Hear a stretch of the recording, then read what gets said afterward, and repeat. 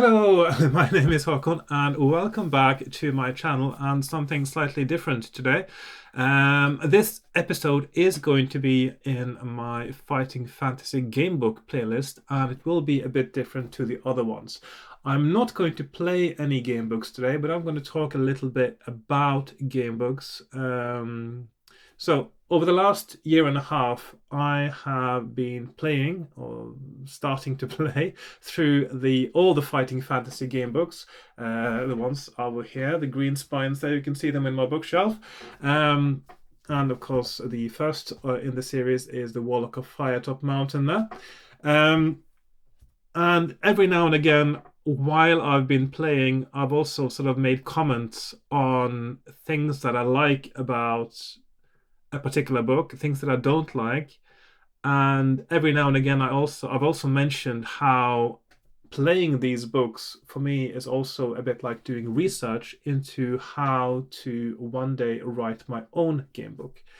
This is something that I have thought about every now and again, and I think it's a very good way to do it is to actually play lots of books and do them thoroughly as well, like I do with the mapping and trying to find all the paths in addition to just the right path. And so I just finished Masks of Mayhem, and there were a few things in it that, if you've been watching my Masks of Mayhem episodes, that quite shocked me and even outraged me a little bit because there were some things in it that I absolutely couldn't stand. And that was the illogical things and the occasional. Yeah, there were some really weird things in it. If you watch the episode, you'll know what I'm talking about. And so, because that stirred me quite a bit in terms of making me think what I like and don't like about a game book, because it also had so many brilliant things about it. I sort of started making some notes now about things that I need to think about when making a game book. This is not going to be very coherent or structured yet. I will do that more later. This is just the first video I make where I talk a little bit about writing a game book. And this will be a series as well. This will be something that will be, for the moment, this will be part of my Fighting Fantasy playlist, but it will probably branch out as its own playlist eventually. So, things that I've been thinking about, I've just written down some things on paper here. So I'm just going to say, is this a... Yeah, that's an old one. Okay, so I've got these 2 pages of things here that I've made a note of. Things to consider, I'll put here. Writing a game book, creating a game book, I call it. Not writing, it's creating a game book, because you're not just writing, are you? You're doing many other things besides. So I've written down here, I've got my first note. It says Coherent Narrative. This is something that many of the game books don't actually do. I mean, many of them have puzzles, they have challenges, but they don't necessarily have a coherent narrative. You have to know, I mean, there needs to be a story, there needs to be a reason. Why are you doing what you're doing in that game book? What are your motivations? Why on earth do you want to go into that dungeon and fight all those monsters? See, there needs to be a reason for it, and it needs to feel logical as well. And everything that happens needs to be tied together. It needs to be coherent. I've also put logical and consistent next here because I have found, of course, a few flaws in these books that are not logical and consistent. For instance, famously in the Masks of Mayhem, there is a point where you are in the forest and you're told you want to turn right or do you want to turn left, and then you turn left and you follow a path. You follow a path and you turn left, and the next paragraph says you are never seen or heard from again. That's it. That's a game over there. So, and that doesn't make any sense. You are following a path. Why would you be walking so long on that path that you got to a place where nobody would ever see you again? No, you would turn around, wouldn't you? if you didn't get anywhere that you wanted to, or you saw the path was turning too much to the west or whatever. It doesn't make any sense. So logical and consistent, because a logical flaw is something that, if you've been watching my videos, something that actually it doesn't make me angry. I don't get angry, but it does make me a little bit disappointed to see that there are logical flaws. I've also written down here in the same section text flow and continuity.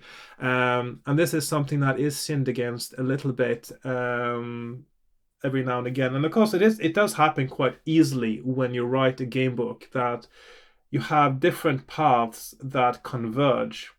And as they are converging, or if you go back to a location you've been before, etc., the wording of the paragraph needs to fit with the previous paragraph, even if those paragraphs might be different. And this is something that happens in not all the game books I've played, I must say, but in most of them, there is at least one place where a paragraph doesn't quite follow on from the previous one, unless you come from the right paragraph that came before. There might be more that leads to the same point. So it's very important to make sure that you write it in a way that it always flows. There is no, for instance, in Rebel Planets, was it Rebel Planet? Not Rebel Planets. I'm thinking about something else now. I'm thinking about Robot Commando. Yes, I think it was Robot Commando, where you are at a museum and you're in the museum and you leave by the side door, and then one of the options is to go back to the front. And then the description you get when you go back to the front is the same as if you weren't near the museum, but you were approaching it from a distance. And that is something that sort of breaks the illusion of being part of the story. So it's very important to get that continuity and text flow consistently throughout. And of course, text flow is also something that is important in each individual paragraph as well. Of course, it needs to be well strung together text, but from one paragraph to the next, it needs to flow as good as it does within a paragraph. Another thing I made a note of now is morally consistent, and this is something that was a really big issue for me in Masks of Mayhem, because you do end up in a position where a moral choice is forced upon you by accident. And this is also something that happened in Rebel Planet. In both cases, you can accidentally, and without actually making a deliberate choice to do so, end up doing evil deeds that are not in line with your character as the hero of the plot. And when that happens, it just feels so jarring. And also, it's another thing that pulls you away from that illusion of being part of the narrative when suddenly your character changes. I mean, you are the character, but of course, in a way, you are the character, but also the person that you are controlling in the book is your character. And those two may not be the same one, of course. They don't have to be the same one, even though you are closer linked to it than you are in a normal book, because you actually make choices for this character. It still isn't you, really. But the thing is that character needs to be morally consistent. You can give a player different choices that have different moral values. For instance, you can say, okay, you have this innocent orc there. Do you want to just kill it? Do you want to talk to it? Do you want to go away? For instance, or wait and see what happens. The thing is that if your hands are tied when it comes to moral decisions in a game book, then they all need to be based on the same moral code.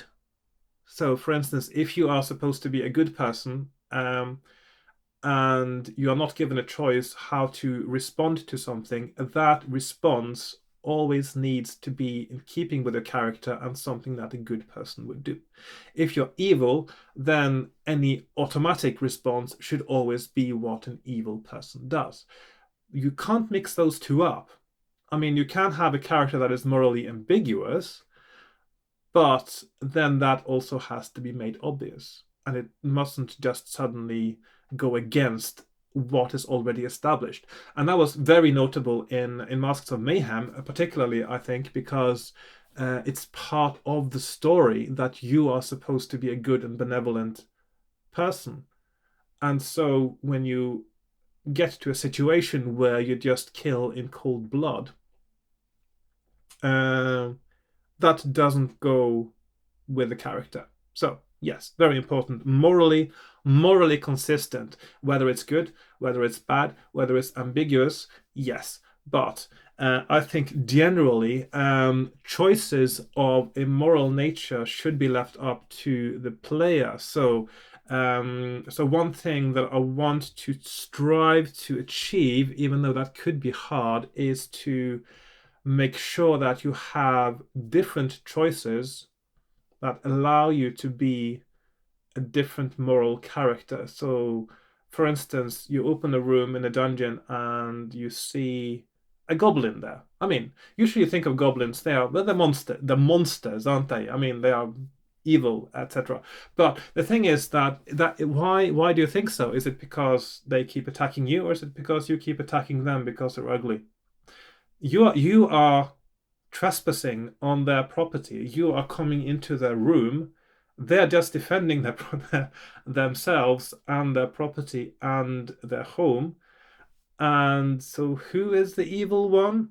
Yes. So, I think that one thing that makes sense to me is, and many books do this very well, actually, they give you different options. Unless a monster is aggressive, you are given options of, do you want to talk to them?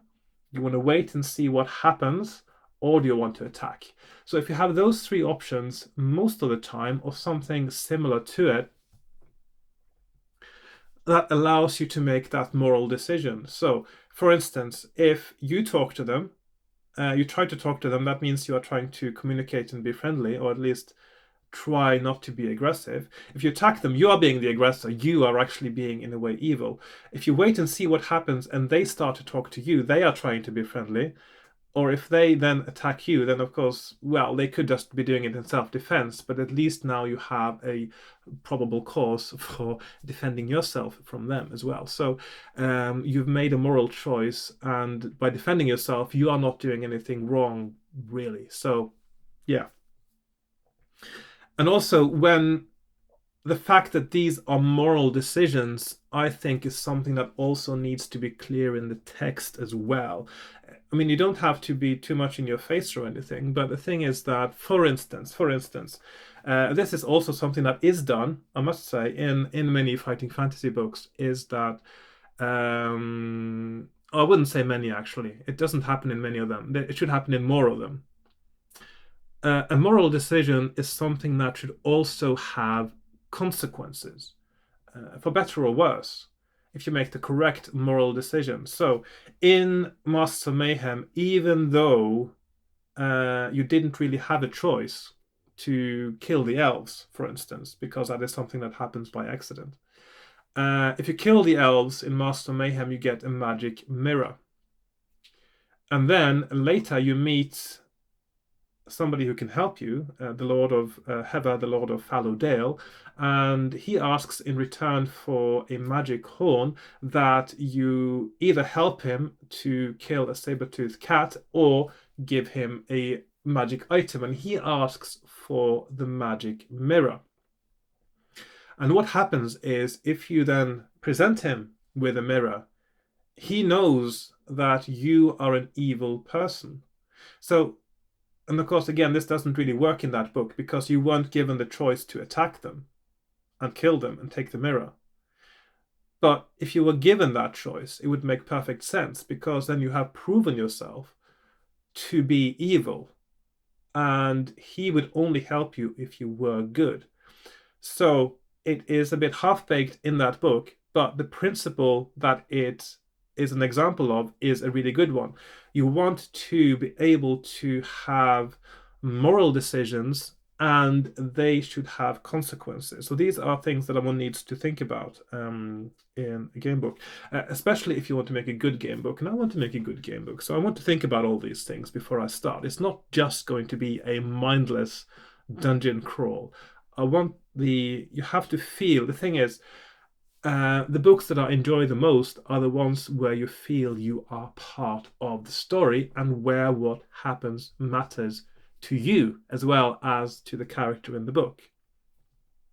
And this is one of the things I do when I watch TV, for instance. If I want to watch a new TV series, the first thing I do is I watch maybe one episode, sometimes two, depend if I'm not sure after one episode. And after that first episode, there are a few criteria I have for wanting to keep watching it. And the main one is, do I care what happens to the characters? And if none of those characters, or if maybe only one of them, is someone I care about, and I feel that I'm already involved in their story and what happens to them, then I want to keep watching. If I don't feel connected to any of them, and it's sort of, okay, so they were in danger and they almost got killed, but I don't care. I don't care about them. Why should I care about them? It doesn't matter to me whether they live or die, because I don't feel connected to them in any way. So, and this is something that you want to try as best possible to make your reader, your player, I suppose, connect with the character in the story and what happens to them. You want to make them exalted and happy when things go well, and you want to make them feel a bit sort of, oh no, I died, I have to start over again, but I really need to know what happens.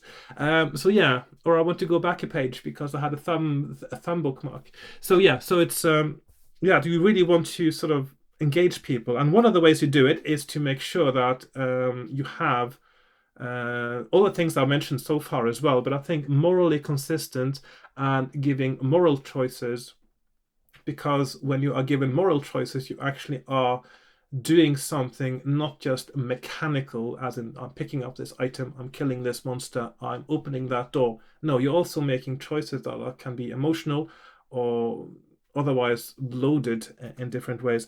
And of course, that makes you more strongly engaged with the character and the story and what you are trying to achieve.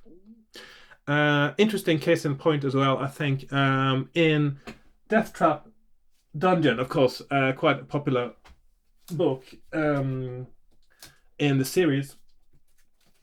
The story is that there is this dungeon that is really hard to, excuse me, really hard to survive, and the idea is that you have these people every year who try to beat the challenge of the Trial of Champions, is it called, which is to survive the dungeon, and including making sure that you are the only survivor as well, it seems. And your motivation is fame and glory, but most likely you would die. So your motivations for doing it are, I would say, rather slim in this one, because the risks far, far, far outweigh the rewards. But in the sequel, Trial of Champions, the concept of the book is that you do not have a choice. You are forced to take part in the Trial of Champions. And you are given a moral reason for winning, because in the beginning here, you are one of several slaves who have to fight amongst yourselves so that one of you can be the only survivor and the only champion, who then is the one who is sent to the Trial of Champions, Death Trap Dungeon, and then you have to win. And you're not given the reward of money, of fame, or anything like that. You are forced to take part. So you don't have any choice. You are not taking a stupid choice by taking part. And also you get the extra moral push that you want to avenge all the others who died so that you could be the one who take part. That, I think, is far, far, far better storytelling than this, and it makes you want to complete this book a lot more than it makes you complete this book. So, very interesting points, I think. I've been talking a lot about moral consistency now, but I think it is really important, and also motivation as well. Um, combat. Of course, when you talk about game books, a lot of things has to do with game mechanics. So you have abilities, you have how do you do combat, and how much do you do with dice, for instance. And I'm a little bit ambivalent about these things, because the thing is, sometimes when I have battles, I really enjoy it.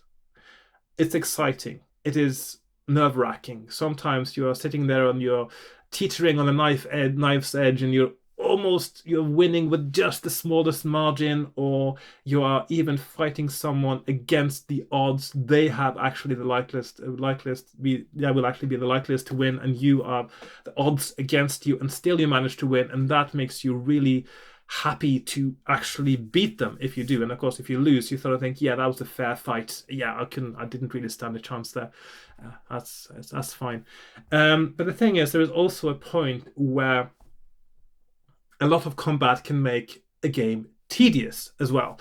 How do you strike the balance between these two things? How do you make a battle exciting without battles themselves becoming tedious?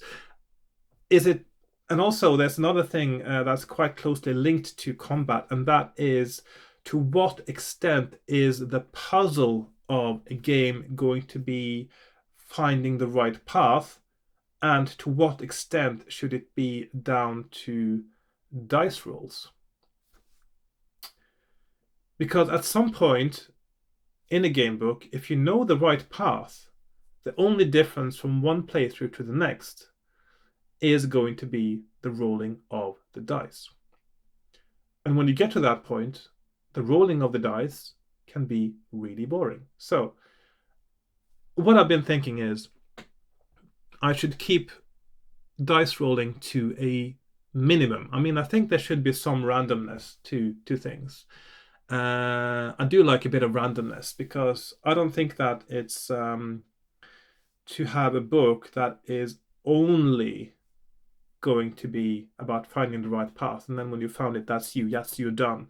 There has to be other challenges, and one of the ways you can do it is to make random events change the path. For instance,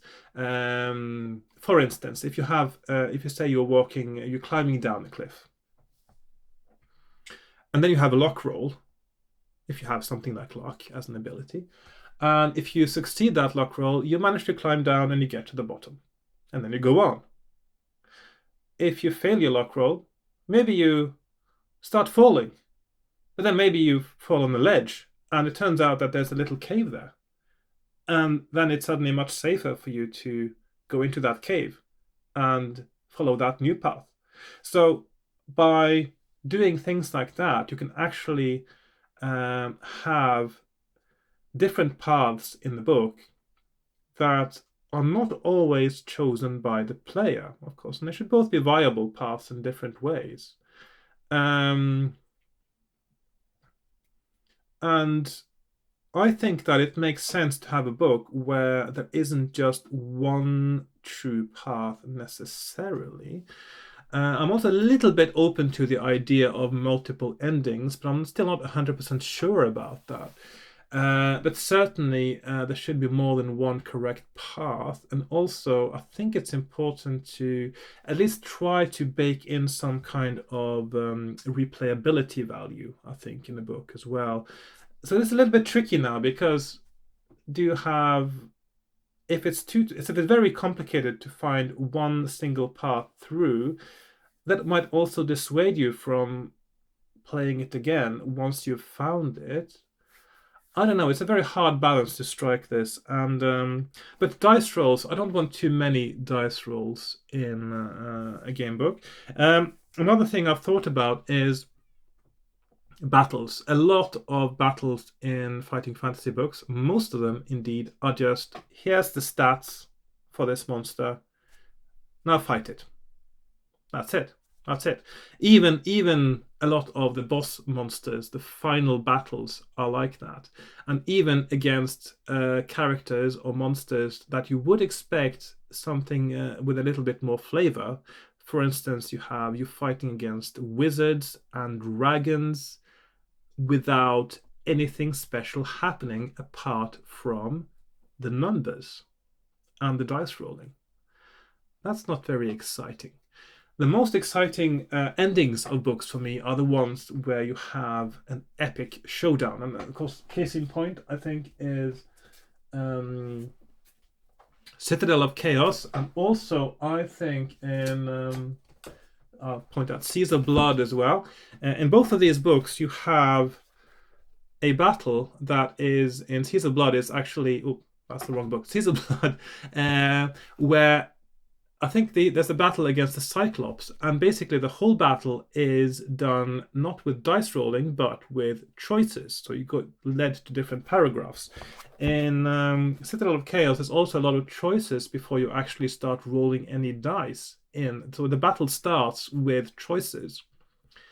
And then in Sword of the Samurai, there is also the battle that is depicted on the front page there, when you're crossing a bridge, yeah. Is one where you combine dice rolling with choices. So, for instance, you start off and you're fighting against this undead samurai, and first it starts as a normal battle, and then you're told that, okay, after 3 rounds or whatever it was, go to this paragraph, and you go to that paragraph and you're given a choice. And depending on what that choice is, what happens next in the battle changes. And then you do some more battle, and then there's another choice.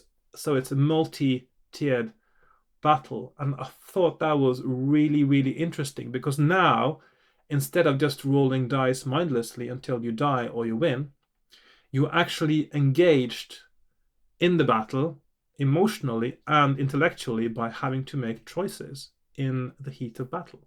And I thought that was very exciting. Another thing I really liked about Sword of the Samurai is that when you win a battle, and this is something that is very unusual to see, and I think there was some in Warlock of Firetop Mountain as well, actually.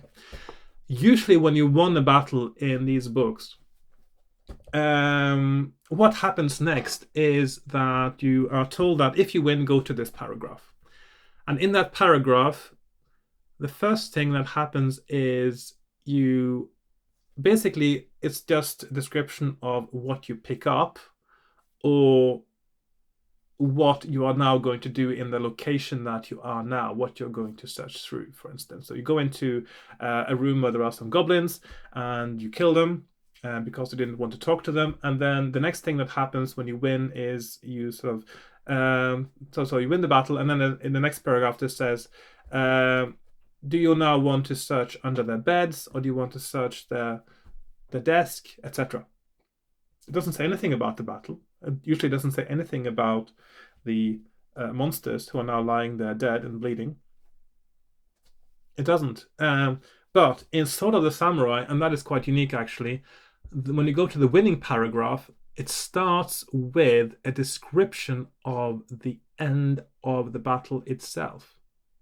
So it tells you how the battle ends as a descriptive thing. And it makes a huge difference to how engaged you are in the battles. You're finished rolling all the dice, you go to the next paragraph, but then you get that description, and that completes the circle. It engages you emotionally with the battle. There are also a few descriptions in Warlock of Firetop Mountain that I really like, because there's one, I think, in the beginning where you kill an orc or a goblin or something, and when you win, one of the first things it says is that you wipe the blood off your sword. And again, it has that emotional impact. And also, I like the moral implications of that, because then you sort of feel that, oh, did I do the right thing by killing these? See what happens there. So it gives you that connection with a narrative, and this is one of the reasons why I really like Warlock of the Firetop Mountain. It still is one of my favorites, not just because it was the first one I played. So a few points there again. I think it is just adding flavor to a battle, as well as interest and not moral necessarily, but emotional engagement, I think, to a battle, and also making it less tedious. Dice rolls, it can be tedious. I mean, there's a reason why. It's not just because it's easier to play the books that way that many people don't actually roll dice when they play them. When I was playing these when I was young, I didn't always roll the dice. I just would read them as a book, and I sort of make a choice. And when I get to a combat, I would say that, yeah, I'll win that, and I'll see what happens next. Because if you play it again and you get to the same point over and over again, I mean, you would win the battle at some point anyway. The dice rolling wasn't that much fun for me as being engaged in the story. So, and there are lots of game books that don't use any dice at all, and they still manage to be good game books. I mean, there are other ways to create puzzles. And of course, this is also used in fighting fantasy. You have riddles. You have, of course, what I call a map puzzle, which basically means you have to find the right way, and you have to know where to find the right items, or the right clues, or the right, etc., right keys. And this brings me to something else as well, actually, because one thing I really like in game books are clues. Now, I famously, I always go on about how in an Ian Livingstone book, you don't get clues. And you usually don't. Usually don't get clues in Ian Livingstone books. And so that, for instance, when you have a choice, do you want to go left or do you want to go right? You have usually absolutely zero indication of which is the right way. And one of them might be an insta-death. Whereas in a book written by Steve Jackson, there is a possibility you may have been given a clue as to what is the right thing to do, because he does leave clues, little things, every now and again. Usually not too obvious, but yeah, obvious enough that you know that when you get to the place where that could be referenced in the clue, you may sort of say that, oh, hang on, didn't he say that you shouldn't drink the white wine? Yeah, so things like that. So and I'm really a big fan of that, because it means you're not wandering aimlessly about. And this is one of the things that when I played Citadel of Chaos, one of the things I really liked about that was that you weren't just wandering around aimlessly and picking things at random. You actually had little hints here and there, which gave you some direction if you picked up on the clues. And it doesn't have to be a major thing. Now, and of course, there are other books that use major clues, as I suppose I could call them. So you have, for instance, in what is it again? Now, for instance, in Masks of Mayhem, there is several mentions of a scepter and an orb. You get at least two different places where those are mentioned, and so you know that is going to be a big part of it. But there is a thing that is done, I think, particularly well in Appointment with Fear. Where are we now? Appointment with Fear. Yeah. So Steve Jackson, Appointment with Fear takes clues to a different level, because in Appointment with Fear, clues are a big part of gameplay, actually. And not only do the clues give you hints about what to choose, the clues actually give you paragraph references. So, for instance, you are given a clue and it says, when you are in a place where you can use this clue, add 50 to your paragraph reference, for instance. And then in the paragraph where you need to use that clue, it says, you may already know where to go, for instance, in which case you can go there. Otherwise, go to. See, it's very subtle, but it's just it makes it is really good. It's a really good game mechanic, and I think I really like that. So that is something I will want to use in game books that I write. That's sort of a clue that is essential to finding a location. So And this also brings me back a little bit to the game of to how a game can be a map puzzle, because if you don't go to the right place where you can pick up the clue, you cannot go to that paragraph. Um, you wouldn't even know where to go. And the thing is that I think that's one of the things that most discourages cheating as well, because the thing is that it wouldn't feel right to go there, even if you, from previous playthroughs, knew where to go. If you hadn't picked up the clue, then it's something that you shouldn't do. So, and that rhymes, so it must be true. Um, so yeah, so I think using clues as a means of directing both as giving hints, and I suppose I should distinguish between hints and clues now. So hints are little things that when faced with a choice, you may have been given a little hint as to what is the right choice. It can be really, really subtle, but a little hint. And a clue is where there's an essential information that you need, otherwise you can't make the choice. You see the difference? Yes. It's a very important difference, actually. So hints and clues, different things. Another part of how we a map puzzle, of course, is really to do with items. Now, and many people jokingly refer to fighting fantasy books, especially the ones by Ian Livingstone, as having a shopping list.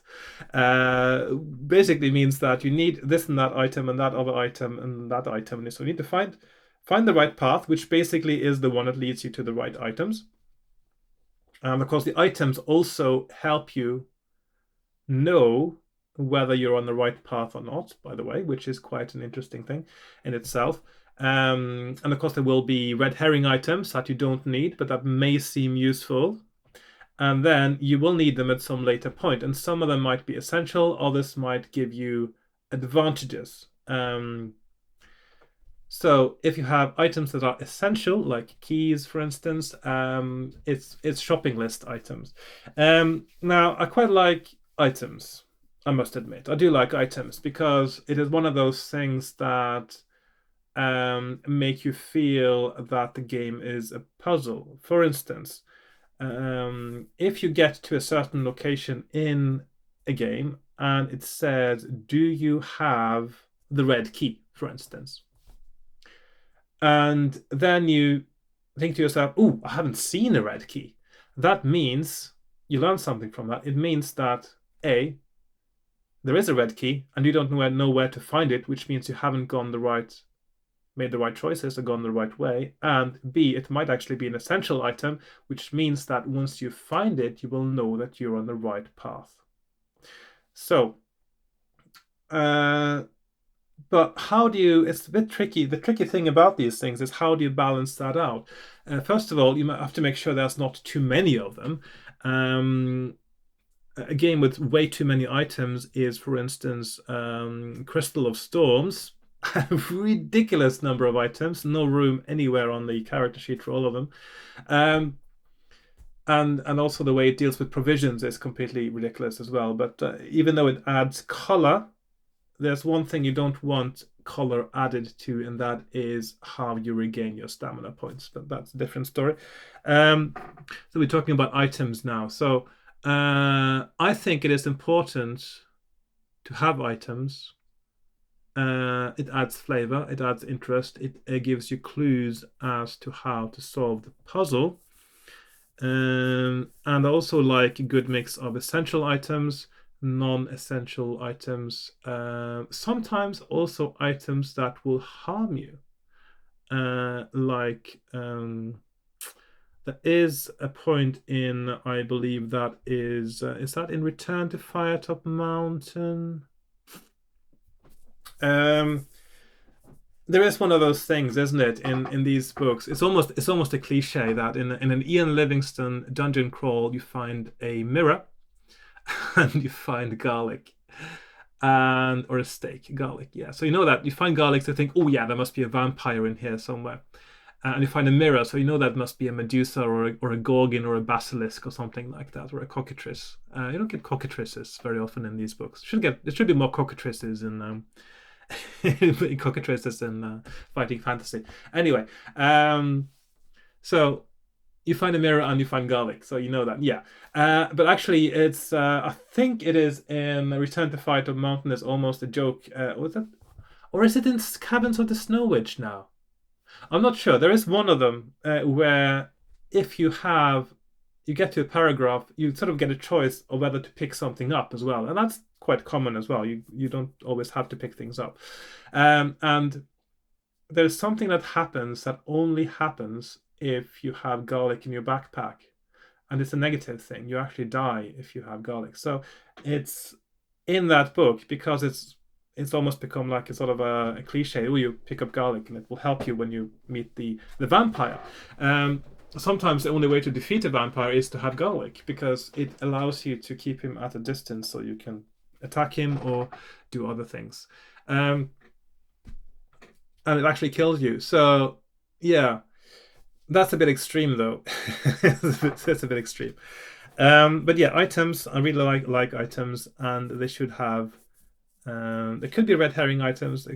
What I don't like, actually, there are some books that try to institute carry limits, so you can only carry a certain number of items. What I don't, I mean, while it is realistic, I don't generally like it because it gives you an extra puzzle that can be frustrating.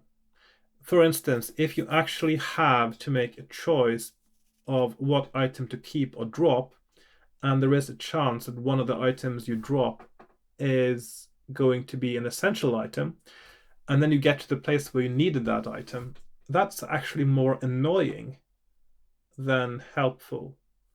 I know that next time you go, you will actually know which one to keep, but you might all still second guess whatever else you drop until you get to the end of the book. So I think that it can add more frustration than a useful gaming element. So instead of having a carry limit, I would say I just wouldn't have enough items available for you to pick up, that it would be an issue. You wouldn't even think about it. So the only times that would be different was, for instance, if you had a shield and you found another shield, you would not bring both. If you had a suit of armor or any part of armor, you would not keep both. And only, of course, if you had chosen to swap your armor, and later, if at all, there was something special potentially about the one that you dropped, that's the only time that you would have found out. And you think, oh, I shouldn't have done that. That's different because it doesn't force your hand.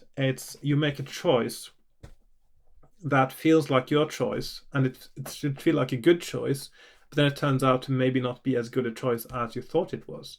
That's fine because that creates emotional engagement right at when something happens. But getting emotional anguish at having to drop something when you have to cull your backpack, it can be more annoying than helpful, I think. So I don't want to do that. Other things, concerns, of course, one should think about is, do you make it linear or do you make it open world? And of course, linear in this case, I'm also thinking when you have a branching narrative, a branching paths, it still is linear in the sense that you're always going forwards. You're not going backwards. You're not going in circles. You're not going back to places you'd been before, usually. I think what works best, because choices are, of course, not always just geographical. The choice you're making about going left and right isn't always a choice about, I mean, that is a choice that is geographical. You go left or you go right. But sometimes different things could happen when you go left. For instance, you go right and then you decide to turn back. this happens quite often in fighting fantasy dungeon crawls, where you find an obstacle or something else when you turn one direction, and then you're given a choice to go back the other direction. One thing I do like is that turning back doesn't necessarily give you the same option as, or the same paragraph as having turned left the first time, because now something has changed in the world. It's not just you. The world doesn't stop because you stop. So if you turn right, you spend time going right and deciding that that's not the right way to go, and so you turn back. Something else might have happened in the meantime, good or bad. Maybe turning right first was the right choice because now something has changed to your left because somebody who was there in the corridor before has now left, or a door that was locked is now open. So that is still linear though in many ways. When you think more of sort of open world, can you sort of go, if you have locations that you can get to more than once? Now there are different ways to handle that, of course. One way is in Scorpion Swamp, I suppose most famously. When you get to a location, you have the beginning of the paragraph says, if you have been here before, go to paragraph this and that. And then something else happens. And that works rather well. I mean, it is a nightmare to map. I mean, this is the way I map, but it works rather well. And you have usually not, I mean, this is the whole book is like that in Scorpion Swamp. So there's a lot of it in Scorpion Swamp. Other books usually use it to a lesser extent. There is some in Robot Commando as well, but there's less of it. And I feel the balance is probably better in Robot Commando.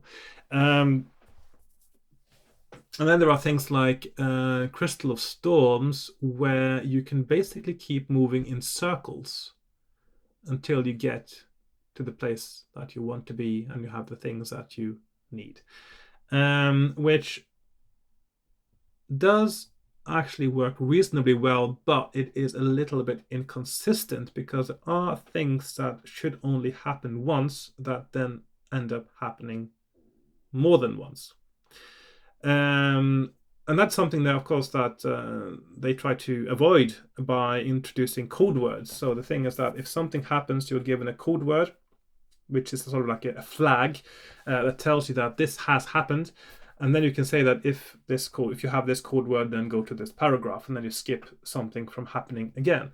It's not used consistently throughout the book, though, and that's and I think that's partly also due to editing, but it is a nightmare to edit because in order to edit it, you would actually have to, well, play it like I do, and you have to map it completely. But the thing is that it's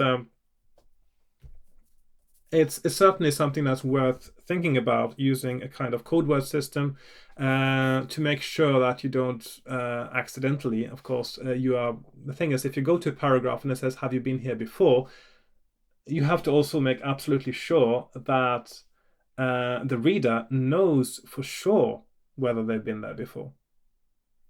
And one way to accomplish that is to make sure that in the paragraph they make a note of it. And one of the ways you can make a note of it is by introducing a code word or some other kind of system.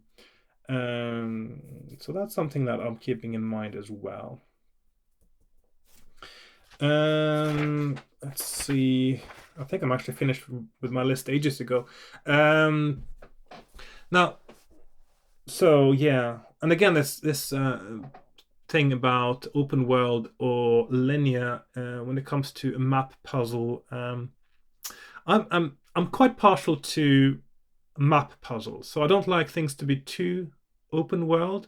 I think I'm quite open to the idea of doing paths of a book a little bit open world. I know lots of people were frustrated with the Maze of Zagor in Warlock of Firetop Mountain, but I quite like it because it gives you a different flavor and it forces you to map or to really stay focused.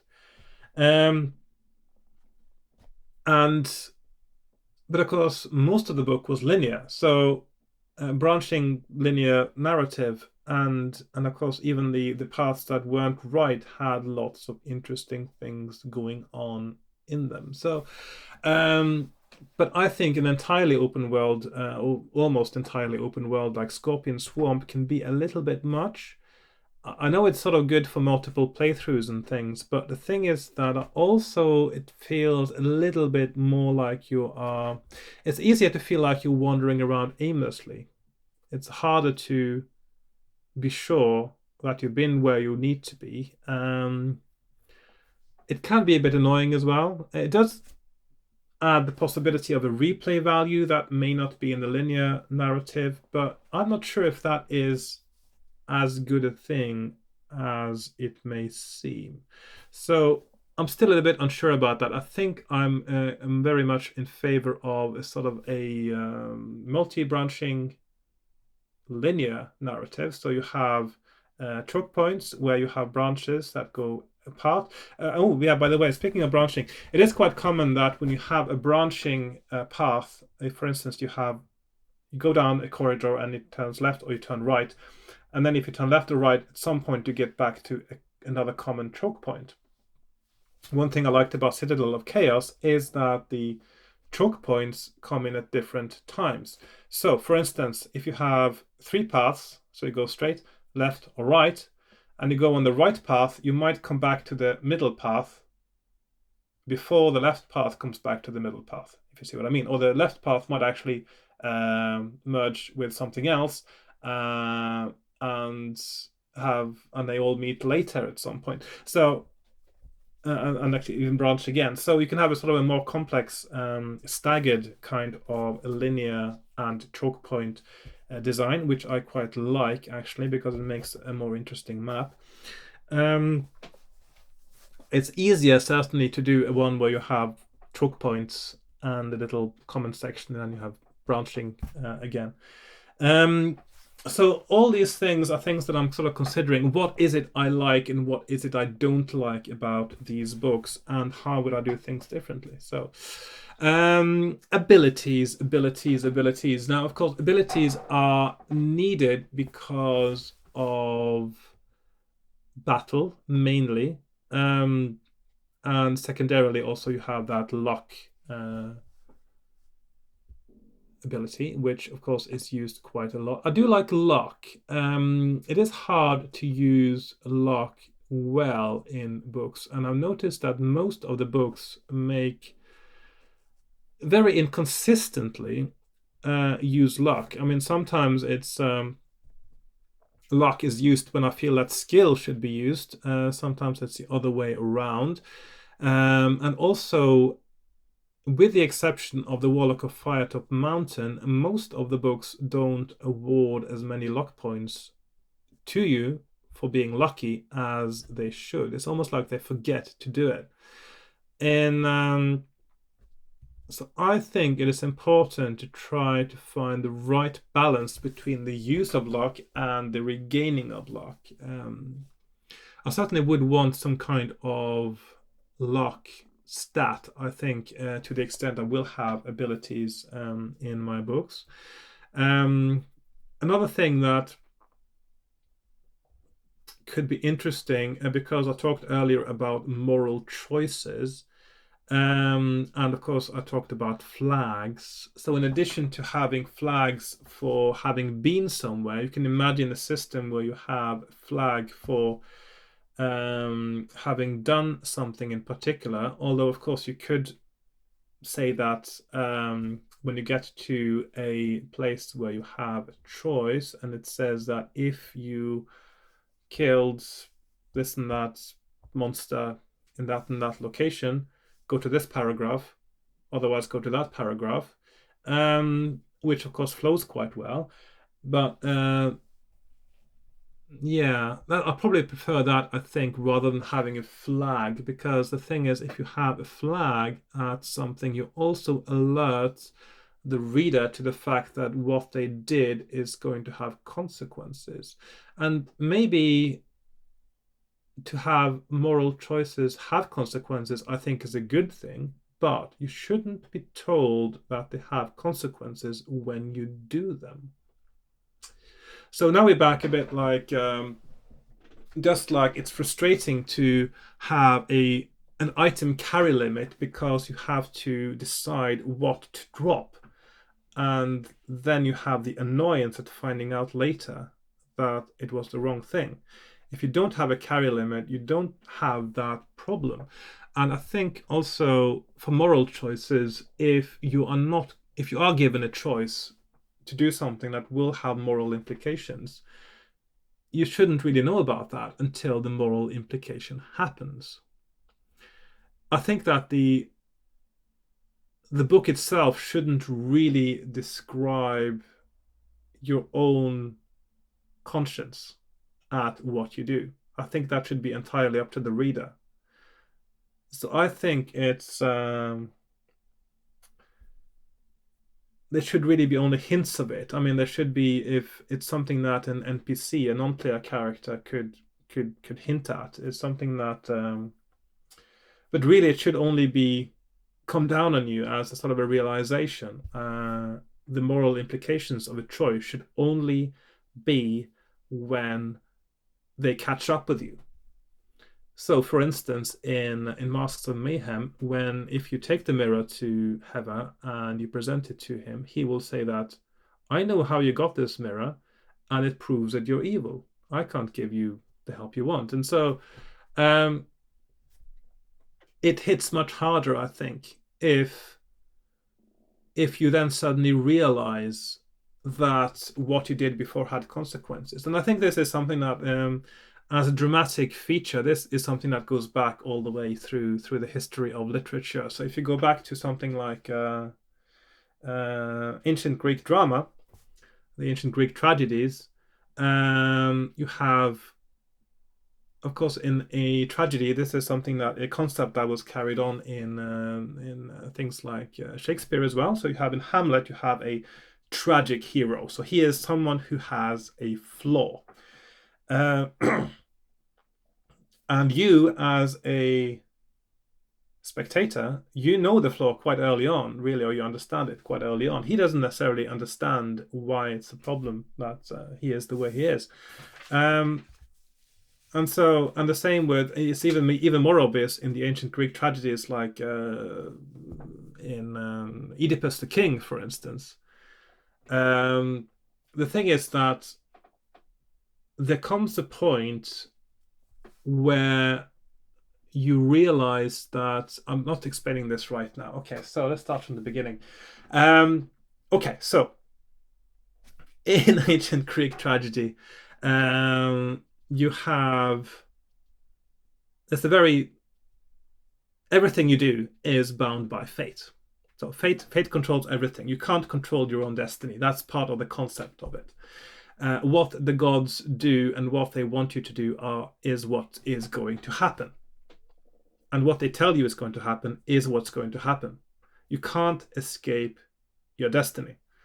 But trying to escape your destiny, that is something you can do. You can make choices that means that you try to avoid what is meant to be from happening. That is part of the concept of hubris. And also it is a character flaw, of course.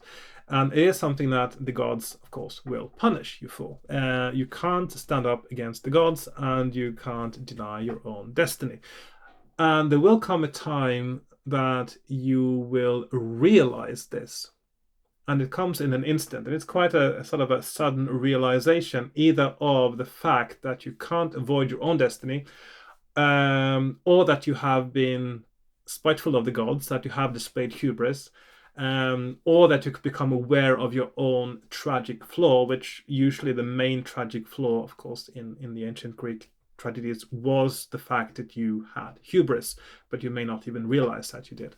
So, and then you have a turning point in the story when the character itself realizes that, oh my, this is why all these things have been happening to me. It's because of my own foolishness at standing up to the gods.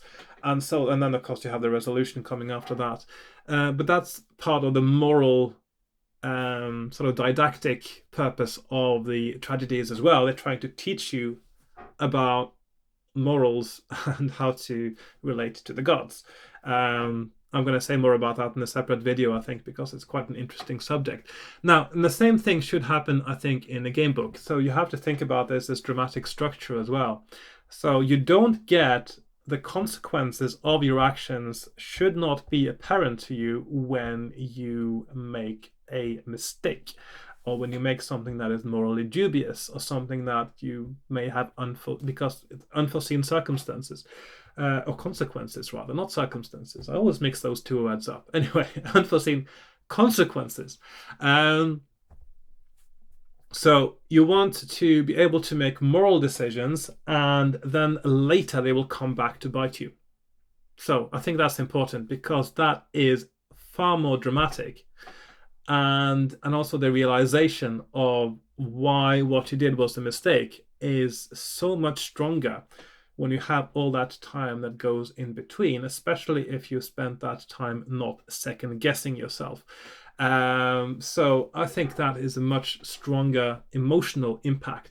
So yes, moral choices are important, but you shouldn't give any hints, really, or not too many hints to the reader that they are making a moral decision until it has been made. Yes, I think that's the ticket, really. Another thing. Oh yes, there's another thing I wanted to talk about as well. And this is something that I think fighting fantasy hasn't been that good at, and that is world building. World building is something you can hear about a lot when people these days, when people talk about role-playing game campaigns, and they talk about things like Game of Thrones, and of course Lord of the Rings, of course, is world building, even though nobody used the term in those days because it wasn't the done thing. Basically, world building is everything to do with the creation of the world in which something fictional takes place. So you're talking geography, place names, languages, cultures, the history, everything. It's a fictional world. It may even be a fictional world that is almost identical to Earth and our present world as we know it, but with some small differences. So, and that gives you a lot of ready-baked world building, of course. But a lot of world building is done from scratch, even though a lot of it is taking inspiration from Tolkien, of course. There is quite a popular trend now for people to make their own constructed languages, conlangs, of course. And one thing that I never liked about fighting fantasy is how it never really had a coherent world building. Place names are very random, hodgepodge, and usually stolen from somewhere in Asia. They don't really have any sort of consistency to them. There's no where did these names come from? Why are those names here? What do they mean? It doesn't work like that at all, and it's a bit of a shame, I think, because it could have been so much better, but it's because it wasn't meant to grow like that, I guess. It's one thing, and secondly, of course, the concept of world building wasn't really that established at the time, even though you had, of course, inspirations in things like Tolkien, and when it comes to role-playing games like Dungeons and Dragons, of course, I think one of the best world-building feats were Forgotten Realms, which of course is really based on Middle Earth when you think about it. So yeah, but it's a coherent thing, and the thing is that when you add something to it, something that is new, for instance, in Forgotten Realms, when they've started adding the Underdark and the complex society of dark elves and all that, that worked really well because it was done in a coherent way that fit in with the rest of the setting. So yeah, in fighting fantasy is all a bit sort of patched on. So somebody decides they want to do something differently to what's been done before, and then of course it's just patched on, just glue it on there. Okay, we did another continent over there. Let's glue this onto the map, kind of thing. And all the place names are still very random, and they feel very. It feels there's very little thought behind them. It just feels like they've been picked out of a hat. Um, and that is something I do not want to do. I want to have consistent world building. And now there's two ways to go about this, of course. One is that you start with a world building and then you write the game book. Of course, but you can also start by writing the game book and letting the game book inform what parts of the world building needs to be done as you're writing it, and then you can add to that later, of course, or let the inspiration from that process inform further decisions about the world building. So it's things like geography, place names, but of course place names are intricately linked with language. So, and that's one thing I've been thinking about, is that should I really start very, very early on in the process to decide what to do with language? I can't just use, I mean, I don't want to use, I could use English sounding place names, of course, and use English language. But the thing is that I really like the idea of a different kind of language as well. Uh, and so I've had some ideas for a constructed language, a conlang, that would be inspired by, I should say, by Old Norse and Norwegian. Um, and I've had a few sort of things in mind about it. I'm not going to say too much about that now because it's a different, it's a completely different subject that is quite big in itself. So that would have to be another video. Um, but I do have an idea for a language, and it would have a kind of runic alphabet. Because the one of the things that also makes sense to me is to include the writing of that language in illustrations for a book. And of course, I think a good game book needs illustrations. That's another thing I haven't talked about so far, actually, is that as well as, I mean, some of these books have really, really well written descriptions of things. But sometimes, especially when you encounter monsters that you don't know, sometimes they just have a name. I think the one that I noticed the most is I think in Citadel of Chaos, towards the end, you meet a claw beast, and it isn't described, I don't think, and there is no picture. And so you wonder, what is a claw beast? Why is it a scary monster? So I think that there's two options really. You have to be, when there isn't an illustration, it is so important to have a good description. But even if there is an illustration, I think in a game book, that shouldn't inform the text. What I mean is that the text should always have a vivid description of something that gives you an image in your mind. That means an illustration isn't necessary. But if you have an illustration, it will make it even better. I think that is one of those things that I really want to focus on as well. So while I want illustrations, and I do want to, when I do this, I probably would have to do a Kickstarter or something to afford illustrations. But the thing is that illustrations has always been such a big part of the fighting fantasy series, and I think that it's something that, while it is important, it shouldn't be a pillow to sleep on, as we say in Norway. It shouldn't make you sleep on the job and neglect your descriptions that give you the pictures in your mind without an illustration. So important things to keep in mind again. But then there are some things you may really want illustrations of.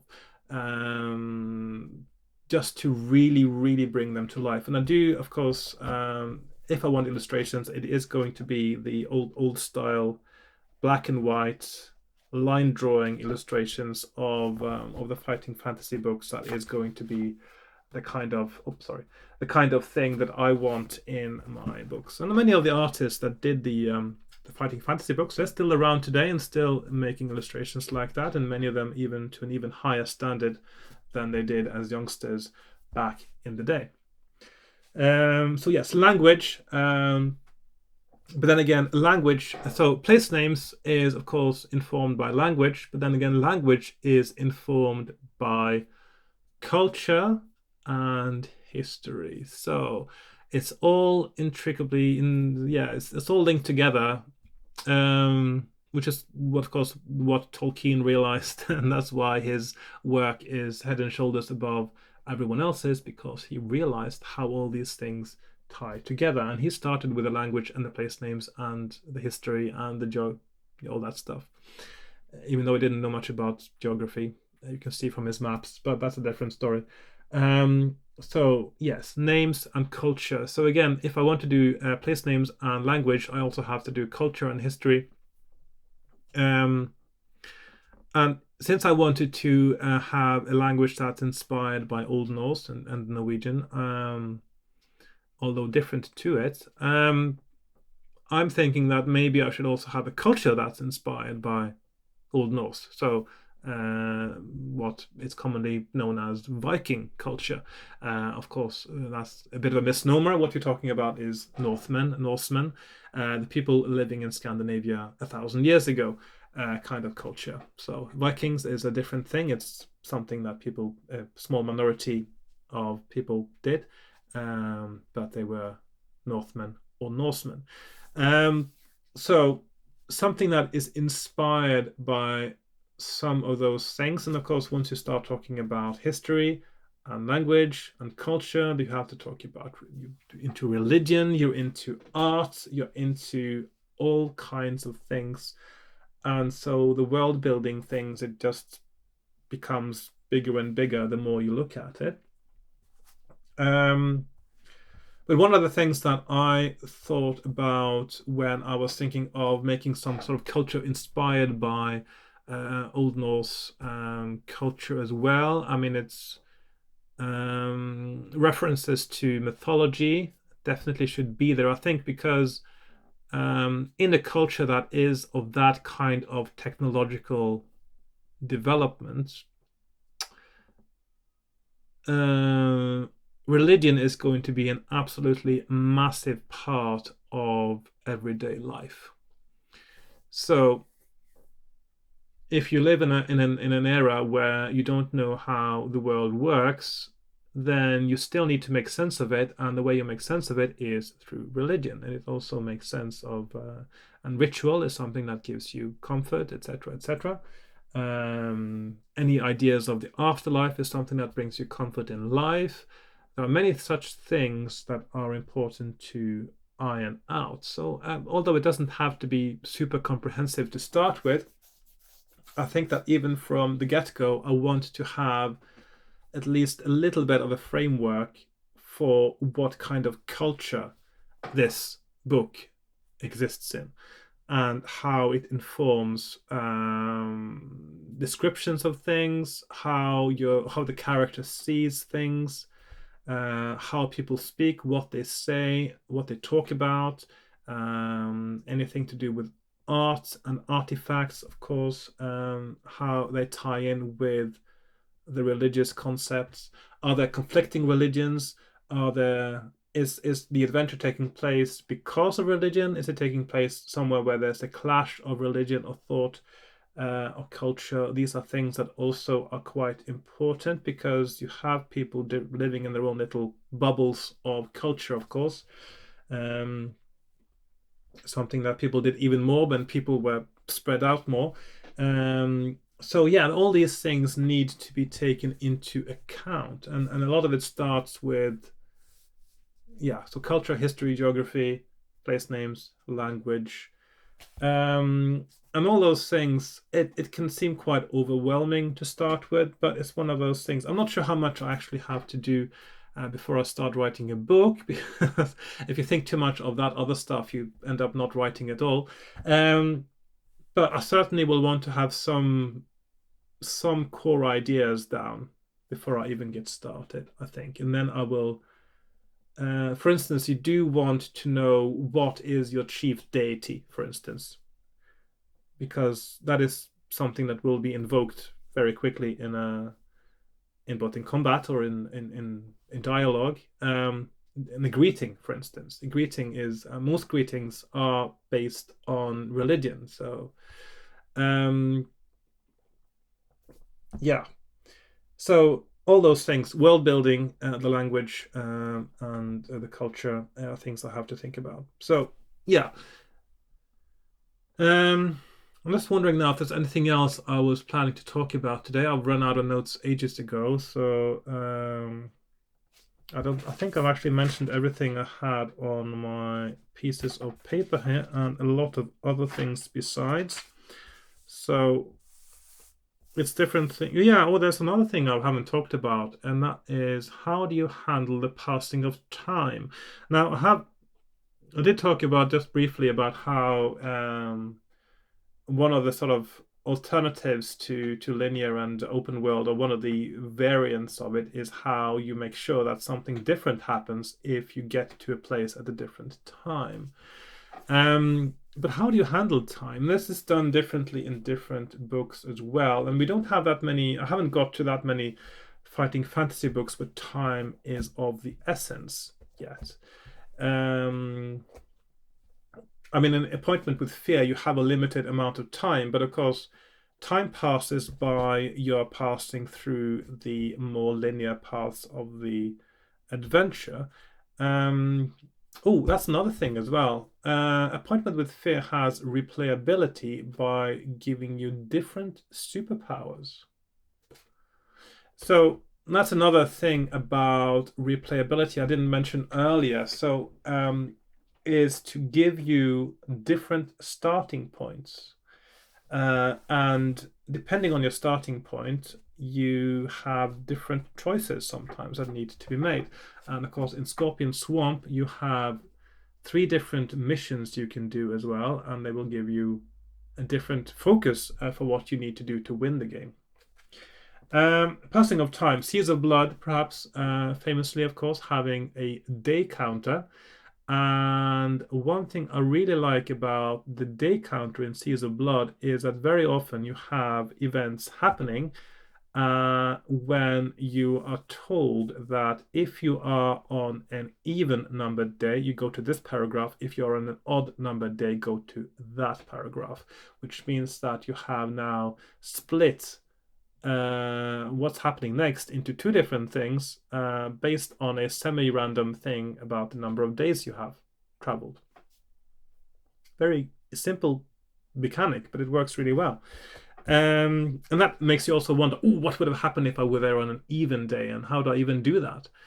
I suppose that one of the main things about those kinds of events is they can't be essential unless you have more control over the passing of time. Then there, of course, there is Masks of Mayhem, which takes a sort of a slightly more bizarre approach to time by just letting you know sometimes that a lot of time has passed and you've eaten all your rations. So yeah, and also rations, food. To what extent? To what extent should one have a food system in the game book? I know that it makes sense because it allows you to regain health, which of course is essential in a combat-driven narrative. But if you don't have a combat-driven narrative, or at least one where combat is more peripheral, or where it is more bound by choices than by dice rolls, do you even need food? Do you even, or do you just? It depends so much on the story now, whether it's something that takes place over a long time or a short time. But I think that maybe for a game book, the most sort of effective narratives and effective stories take place over a relatively short time. So I'm thinking no more than a few days. And sometimes So I'm sort of a little bit in two minds when it comes to provisions in these game books because I don't know how much I like it. So yeah, so that's one thing that I have to think about as well. Otherwise, I think I'm sort of covered everything now. So yeah. Um, Abilities. Oh yeah, there was one thing that somebody mentioned on the Fighting Fantasy and Gamebook forum on Facebook one time, and that's to do with they wanted to do an ability called Fate that allowed the player to change something a limited number of times. I can't remember the exact workings that they had in mind right now, but I think that there is a lot of stuff that happens in a game book is, I mean, in game books in general, very often you sort of, oh, you're the chosen one. You have to save the world. You're the superhero. You are this and that. You're the hero, or it says on Seas of Blood, it says in which you are the hero as well. But of course, in Seas of Blood, you are a murderous pirate, not a hero. Um, and even trying to compete with another murderous pirate about who is the most murderous pirate. So yeah, not a hero at all. Now, to what extent? I lost my thread there. What was I talking about? Um, Fate, yes, fate attribute. Um, I'm not sure because it's that sort of divine intervention, Deus ex machina kind of thing as well. I think that if you want the ability to change something that happens because you are fated, destined for greatness, um, I think I would take an approach maybe. I mean, this has actually been used in some of the fighting fantasy books too, where you have a kind of divine intervention. Which book was that? There's one where you can sort of call on a deity for help, but only once. That sort of concept. I think that could work, but I think I still prefer the one where that's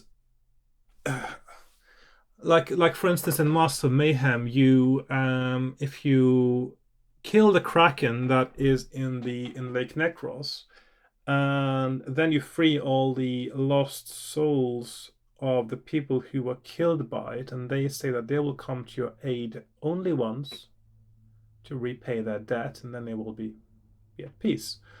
Um, that kind of thing, as and then you are in a position where that help is needed, and that works like a clue in that you then have a paragraph you go to do that. So that's how it works in Master Mayhem, and I think I quite prefer that to any other kind of divine intervention or changing of something happening. Um, so yeah. So I think I was sort of favorable to the idea of a fate score when I read about that the first time, and I was thinking of some ways to implement it, but I don't think so. I think I'll just leave that aside, and I might have something like luck, though. I do quite like the use of luck sometimes, and also like how it works and how it goes down when you use it. But again, as I mentioned earlier, it needs to be balanced out so that you have also some opportunity of regaining luck as well, which in some books you don't. You in some books all you do is lose luck; you never regain it. Anyway, I think this is quite long enough now. I've been talking about this for almost 1.5 hours. I probably should take a break and go for a little walk in the lovely weather. I hope you found this interesting. How all these things that I feel I certainly have to think about when I'm creating a game book. Maybe you have an idea for a game book. Maybe you have some thoughts about other things that one should keep in mind, pros and cons, things that you like and dislike. If you do, please leave a comment, of course. So thank you very much for watching, and I will make other videos about this as if I have anything more sort of concrete in this process that I want to talk to you about. I certainly want to make videos about my process now, about creating a game book. And I will also make an episode a little bit about constructed language as well, and some of the things that I've been doing there to as a starting point that I'm still not sure where to move on from. But the thing is, I don't, as with anything to do with the world building, the geography, history, culture, religion, language, all those things, I think that the best way to go about it is to start with a really, really, really, really short summary of main points that you need to, that will inform things in a first book of what could be a series. And then you also let, when you go with the flow of making that book, you might sort of think that, oh yeah, maybe I should include something now that will reference something in the outside world or the world at large. Maybe you need to use a place name, or you need to refer to a culture or a religious thing. And then you use that information as you're inspired to write it to flesh out further the background, the world building part of the concept. So, but of course, the main thing throughout is to be aware from the get-go, trying to make it coherent. So yeah. So I think I'll leave you with that today, and I hope you found this interesting in some way, if you watched all the way through. And I'll see you again in my next video. Thanks for watching, and goodbye for now.